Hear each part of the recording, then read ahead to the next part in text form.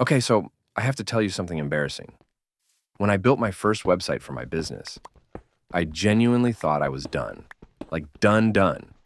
I had picked a template, uploaded my logo, typed in my phone number, hit publish, and then I sat back and waited for the customers to pour in. I remember thinking, this is it. This is the moment. I have a website now. I am a real business. And then nothing happened. For weeks, nothing. Not a single inquiry, not a single sale. I had built this thing and it was just sitting there on the internet, completely invisible to everyone on the planet. I did not know why. I did not even know what questions to ask. I just thought, maybe I needed a better logo. That was the beginning of a very long and very expensive education that I am going to try to compress into this video so you do not have to pay the same tuition I did. We are covering chapters 1 through 3 today, which means we are talking about how the internet actually works, how to design a website that does something useful, and how to actually measure whether any of it is working. These 3 chapters are the foundation of everything, and I wish someone had sat me down and explained all of this before I spent years stumbling around in the dark. Let us start with chapter 1. So the first thing I got wrong, and I mean completely wrong, was that I thought a website was just a thing that existed, like a sign outside a store. You put it up and it is there and people see it. I had no idea there was an entire technical infrastructure underneath every single website on the internet. And understanding even the basics of that infrastructure changes how you think about everything. Here's what is actually happening when someone visits a website. Every website lives on a server, which is just a computer that is always connected to the internet and never turns off. When you type a web address into your browser does not actually know where to go. It has to ask. And it asks something called the Domain Name System, which you will see written as DNS. Think of DNS as the internet's phone book. You give it a name like google.com, and it looks up the actual numerical address called an IP address that tells your browser which server to go find. The server then sends back a bunch of files, and your browser turns those files into the web page you see on screen. Those files are made of 3 things: HTML, CSS, and JavaScript. HTML is the structure. It is the bones of the page. It says here's a heading, here's a paragraph, here's an image, here is a link. CSS is the styling. It is what makes the bones look good. It controls colors and fonts and how everything is laid out. And JavaScript is the behavior. It is what makes things move and respond and pop up when you click on them. Now, when I first heard all of this, I thought, okay, that is very interesting, and also, I will never need to know any of this. And that is exactly what I kept telling myself for years, while I was making decisions that were completely undermining my own website, without knowing it. Because when you understand even a little bit of how this works, you understand why your page loading slowly is costing you customers, and why the hosting plan you picked matters, and why your site behaves differently on a phone versus a computer. It all connects. Speaking of hosting, I used to just pick the cheapest option available, which was shared hosting, and I had no idea what that meant. Shared hosting means your website is sharing a server with hundreds or sometimes thousands of other websites. When any of those sites gets a spike in traffic, everyone on that server slows down, including you. And slow websites lose customers. There is research showing that even a 1-second delay in page load time can tank your conversion rate. I had no idea I was setting myself up for that by being cheap on hosting. Dedicated hosting means your site gets its own server, faster and more reliable, but more expensive. Cloud hosting spreads your site across multiple servers, so it scales up automatically when traffic spikes and never goes down because one server is having a bad day. If you are serious about your website, cloud hosting is usually the right call. Now, most of us are not writing HTML and CSS from scratch, and we should not have to. That is what content management systems are for. A CMS is basically software that lets you build and manage a website without knowing how to code. WordPress, Shopify, Squarespace, Wix, These are all content management systems. WordPress alone powers over 40% of all websites on the internet. Knowing this would have saved me a lot of confusion early on because I kept thinking I needed to hire a developer for everything, when actually a good CMS meant I could handle most of it myself and save that money for things that actually move the needle. Now here's the framework that genuinely changed how I thought about my whole business online. It is called the traffic conversion revenue model, and it is so simple it almost sounds too simple, but stick with me. Revenue equals traffic times conversion rate times revenue per conversion. That is the whole formula. Everything in digital marketing comes back to this. You can grow revenue in exactly 3 ways.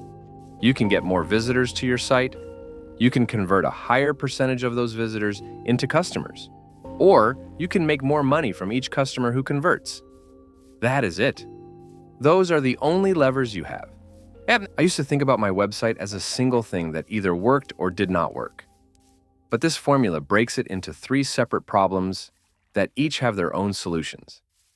If I have tons of traffic and nobody is buying, that is a conversion problem, not a traffic problem. If I have decent conversions but my revenue is still low, maybe my prices are too low or I am not upselling effectively. The formula tells you which problem you actually have, so you're not throwing money at the wrong solution. Alongside this, there's a model called AEDE that describes how a buyer actually moves from not knowing you exist to handing you money. Awareness, interest, desire, action. First, they have to find out you exist. Then, they have to get curious and want to learn more. Then, they have to actually want what you are selling.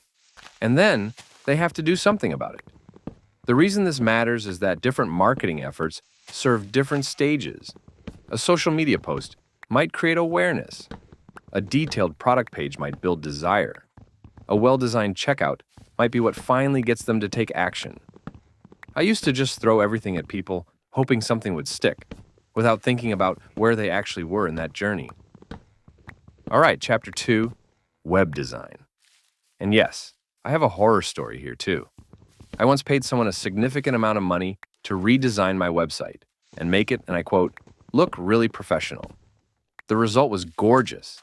I am talking beautiful colors, fancy animations, a really impressive hero image that took up the whole screen. I was so proud of it. My conversion rate dropped by half. Half. I paid money to make my website worse. And the reason, which I only understood later, is that we had optimized for how it looked and completely ignored whether it was actually helping anyone take any action. The central principle of web design, the one thing I wish I had understood from the beginning, is that design should serve conversion. Not aesthetics, conversion. That does not mean your site should be ugly. Aesthetics matter because they build trust, and trust contributes to conversion. But the question you need to ask about every single design decision is not, does this look cool? It is, does this help the user do the thing I want them to do? Let me walk through the principles that actually matter. First is visual hierarchy. This is about making sure the user's eye goes to the most important thing on the page first. You do that with size, color, contrast, and placement. Your main headline and your call to action button should be the biggest, boldest, most visually dominant things on the page. Everything else should support them, not compete with them. My beautiful redesigned website had this stunning full-screen image as the first thing people saw, and the actual button to buy anything was buried below the fold where you had to scroll to find it. Nobody scrolled. I would not have scrolled either. Second is white space. Empty space on a page is not wasted space. This took me forever to accept because I kept wanting to fill every inch with information. More information means more value, right? Wrong. Cluttered pages overwhelm people. When a user lands on a page and does not know where to look, they leave.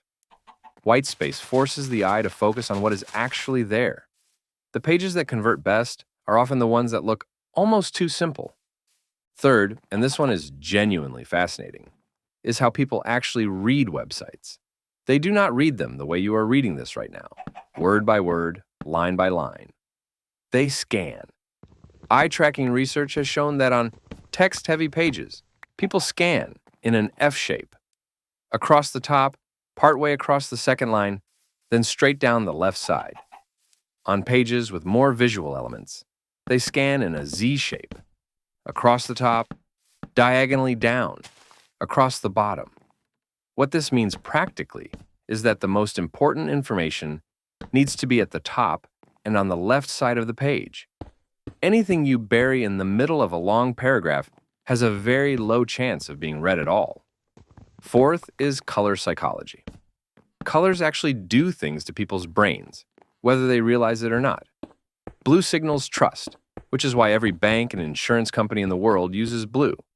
Red creates urgency, which is why sale tags and countdown timers are almost always red. Green signals go, safety, permission. I used to pick colors because I liked them. Now I pick them because of what they communicate. Fifth is consistency. Every page of your site should feel like it belongs together. Same fonts, same colors, same button styles. When something looks different from what users have been seeing, their brain flags it as wrong. They feel slightly uncomfortable, even if they cannot say why. And that discomfort erodes trust. Now let us talk about calls to action, because this is probably where most websites fail the hardest, including mine for years. A call to action is any button or link that tells the user what to do next, and the way most people write them is terrible, including me. I had a button on my website for the longest time that just said, "Get in touch." Get in touch. What does that even mean? It is vague, it is passive. It tells the user nothing about what happens when they click it or what they are going to get. Good calls to action are visually prominent, meaning they use a color that stands out sharply from everything around them. They are action-oriented, meaning they start with a verb. Not free quote, but get a free quote. Not learn more, but see how it works. They are benefit-focused, meaning they tell the user what they are going to receive, not just what they need to do. And they are above the fold, meaning visible on the screen without scrolling. If someone has to scroll to find out what to do on your page, you have already lost most of them. All right, now I have to tell you about the most expensive mistake I ever made related to web design. And this one still hurts a little bit to talk about. I ran a paid ad campaign. I spent real money on it. The ad was actually pretty good. It talked about a specific offer I was running, a discount on a specific product. And I sent every single person who clicked that ad to my homepage, which had nothing to do with the offer in the ad. No mention of the discount, no mention of the product. Just my regular homepage, trying to be everything to everyone. People clicked the ad, landed on the homepage, felt confused because the thing they clicked for was not there and left. I spent a significant amount of money generating clicks that went absolutely nowhere. The principle I was violating has a name that is a little ridiculous, but very memorable. It is called NSAMCWADLP. Never start a marketing campaign without a dedicated landing page. A dedicated landing page is a page built specifically for one campaign. One offer, one goal, no navigation menu to wander off through, no other distractions. Just the thing you promised in the ad, explained well, with a clear button to get it. The concept that makes this work is called message match. The message in your ad and the message on your landing page need to match. If your ad says 50% off protein powder this week only, the first thing someone sees when they click that ad better be something about 50% off protein powder this week. If there is any gap between what the ad promised and what the page delivers, you have broken trust in the first second, and they are gone. When I finally started building proper landing pages and matching them to my ads, my conversion rate went up significantly. Not because my ads got better, the ads were the same, just because the thing I was sending people to actually matched what they were expecting. Chapter 3. Analytics. Oh, this one. Here's how I used to measure whether my website was working. I would look at whether I was making money. That was it. That was the whole measurement system. Sales up, great. Sales down, something is wrong. But I have no idea what. I was flying completely blind. Analytics is the thing that turns your website from a black box into something you can actually understand and improve. And the good news is that the basic tools are free. and they are not as complicated as they seem. Here's how it works. You put a tiny piece of JavaScript code on every page of your website. When someone visits a page, that code runs silently in the background and sends data back to your analytics platform. It records things like what page they are on, what device they are using, where they came from, how long they stayed, and what they did while they were there. You do not see any of this in real time. It all gets collected and organized into reports you can look at later. The way individual visits are tracked is through something called cookies. A cookie is a tiny file that gets stored on the user's browser when they visit your site. Next time they come back, the analytics platform recognizes the cookie and knows it is the same person. This is how the platform distinguishes between sessions, which are individual visits, and users, which are the actual people behind those visits. One person can visit your site 10 times in a month. That is one user and 10 sessions. Now here's something that genuinely surprised me when I learned it. Analytics platforms can tell you where your visitors came from, meaning which channel sent them to you. Organic search means they found you through Google without you paying for it. Paid search means they clicked one of your ads. Direct means they typed your web address straight into their browser. Referral means they came from a link on someone else's website. Social means they came from a social media platform. An email means they clicked a link in one of your emails.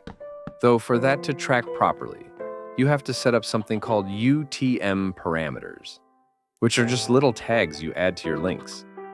Knowing your traffic sources matters because different sources behave completely differently. Traffic from paid search tends to convert well because those people were actively searching for something. Traffic from social media tends to browse more and buy less, at least on the first visit. If you do not know where your traffic is coming from, you cannot make good decisions about where to invest your marketing budget. Now let me talk about the actual metrics, because this is where I went wrong for a long time. I used to look at whatever number was biggest and feel good about it. Sessions. A lot of sessions. Great. But sessions by themselves mean nothing if nobody is doing anything when they get there. There are basically 3 layers of metrics. Volume metrics tell you how many people showed up. Sessions, users, page views. Engagement metrics tell you what they did while they were there. Bounce rate is one of the most important ones. It is the percentage of visitors who landed on one page and left without going anywhere else on your site. A high bounce rate usually means the page is not delivering what people expected. Pages per session tells you how deep people go into your site. Average session duration tells you how long they stick around. And then there are conversion metrics, which are the ones that actually connect to money. Conversion rate is the percentage of visitors who completed whatever goal you set, whether that is a purchase or a form submission or a phone call. Revenue tells you how much money those conversions generated. The biggest mistake I made with analytics, other than ignoring it entirely for the first couple of years, was tracking the wrong things. I would celebrate when my session count went up without asking whether any of those extra sessions were actually resulting in more business. More traffic is only good if that traffic converts. If you double your traffic but your conversion rate drops in half, you have not actually made any progress. You have just worked harder to stand still. This is why the traffic conversion revenue formula from Chapter 1 is so useful alongside analytics. Analytics gives you the numbers. The formula tells you which numbers to look at and how they relate to each other. Now, the platform most people use for this is Google Analytics 4, which replaced the older version of Google Analytics in 2023. The main thing to understand about GA4 is that it is event-based, meaning it tracks every single interaction a user has with your site as its own event. A page view is an event, a scroll is an event, a button click is an event, a video play is an event. This gives you much more detailed information about what people are actually doing on your site, not just which pages they visited. To get all of this tracking onto your site without having to mess with code, every time you want to add something new, you should use Google Tag Manager. I am not going to go deep on this right now, but the short version is, instead of putting separate tracking codes for Google Analytics and Facebook ads and whatever else directly into your site's code every time, you put one Tag Manager code on your site and then manage everything else through Tag Manager's interface. It is free, It is much more flexible, and it means you are not bothering a developer every single time you want to make a tracking change. All right, let me wrap this up. Chapters 1 through 3 are the foundation of everything. If you understand how websites actually work under the hood, you stop making decisions based on vibes. If you understand that design exists to serve conversion, and not the other way around, you stop wasting money making things pretty that do not work. If you understand analytics and you start looking at the right metrics, you can actually see what is happening on your site and fix it. I spent years doing all of this wrong, hosting my sites on the cheapest possible servers and wondering why they were slow, designing beautiful pages that nobody converted on, running ad campaigns that sent traffic to my homepage and wondering why nobody bought anything, looking at my session count and feeling good about myself, while my conversion rate was quietly terrible. Do not do what I did. Learn this stuff now. It is not that complicated once someone actually explains it, and it will save you an enormous amount of money and frustration. The rest of this course builds on top of exactly what we covered today, so make sure this foundation is solid before you keep going. I will see you in the next one.